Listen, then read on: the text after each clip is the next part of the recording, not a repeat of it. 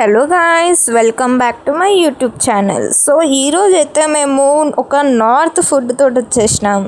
యమీగా టేస్టీగా సూపర్గా ఉంటుంది. సో ఇదైతే డోక్లా అనమాట. గుజరాతీస్ కానీ మార్వాడీస్ కానీ చాలా తింటారు ఇది. సో మేము కూడా చేసేసినాం. ఇంకా ఫస్ట్ అయితే రేషన్ బియ్యం కానీ నార్మల్ బియ్యం కానీ తీసుకోండి. దాని తర్వాత శనగపప్పు, మూన్కి దాల్ అంటే పెసరపప్పు అంటారు అనమాట మన తెలుగులో. అవి ఇంకా మినప్పప్పు, ఇవన్నీ ఒక గ్లాస్లో వచ్చేటట్టు వేసుకోండి. దాని తర్వాత అవన్నీ తీసుకొని బియ్యంలో వేసేసుకోవాలి. సో దాన్ని బాగా అన్నీ కలిసేటట్టు మిక్స్ చేసుకోండి.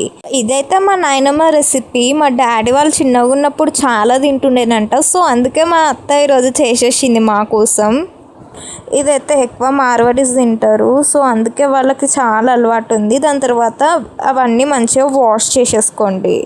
ఒక 5 times అట్లా వాష్ చేసుకొని, దోశ పిండి ఇడ్లీ పిండి ఎట్లా నానబెట్టుకుంటామో ఇది కూడా అట్లనే నానబెట్టుకొని నైట్ పండుకునే ముందు మిక్సీ పట్టుకోవాలి.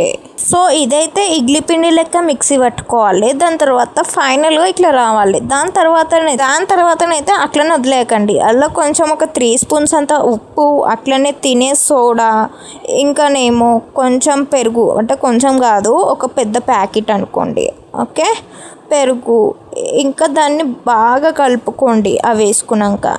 అవి కలుపుకున్నాక అట్లనే మనం పోపు వేసుకోవాలన్నమాట. సో ఆ పోపులో ఏమేమి వేసుకోవాలంటే జీలకర్ర, ఆవాలు, పచ్చిమిర్చి, కొత్తిమీర, పుదీనా అండ్ కలెమాక్, ఇవన్నీ వేసుకొని పోపు వేసుకోవాలి. అబ్బబ్బబ్బబ్బబ్బా, మా అత్త పోపు వేస్తుంటే ఆ స్మెల్ ఏమన్నా వస్తుందా గైస్? నాకు అసలు పోపు స్మెల్లే నచ్చదు, కానీ నాకు చాలా నచ్చింది.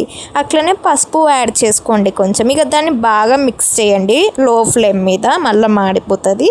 సో దాని తర్వాత ఆ పోపు అంతా తీసుకొని ఇడ్లీ బ్యాటర్లో వేసేసుకోండి, డోక్లా బ్యాటర్లో వేసేసుకోండి.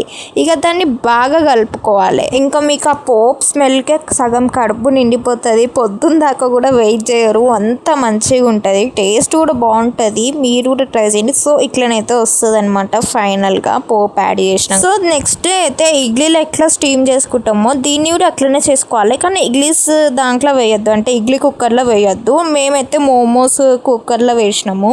సో మీరైతే ఒక గిన్నెలో వేసుకొని ఇట్లా స్టీమర్ దాంట్లో అట్లా పెట్టేస్తే ఓకే. సో ఫైనల్గానైతే ఇట్లా ఉంటుంది అనమాట. సో ఒక 10 minutes, ½ hour అట్లా వదిలేసేయండి. ఇట్లా వస్తుంది అనమాట. ఇక దాన్ని అయితే మీకు ఏ షేప్లో కావాలనుకుంటే ఆ షేప్లో కట్ చేసుకోవచ్చు. ఇక మేమైతే ఇట్లా కట్ చేసుకున్నాం. దీన్నైతే తొక్కుతో కానీ చట్నీతో కానీ తింటారు. సో మేమైతే మామిడికాయ తొక్కుతో తిన్నాం. టేస్ట్ అయితే సూపర్గా ఉంటుంది గాయస్. మీరు కూడా ట్రై చేయండి. నాకు అసలు డోక్లా ఇట్లా చేస్తారని కూడా తెలియదు, మా అత్త చెప్పిందాక. సో మీరు కూడా ట్రై చేయండి, టేస్ట్ చాలా బాగుంటుంది. మీకు నచ్చినట్టయితే లైక్, షేర్, సబ్స్క్రైబ్ చేయండి. Bye guys.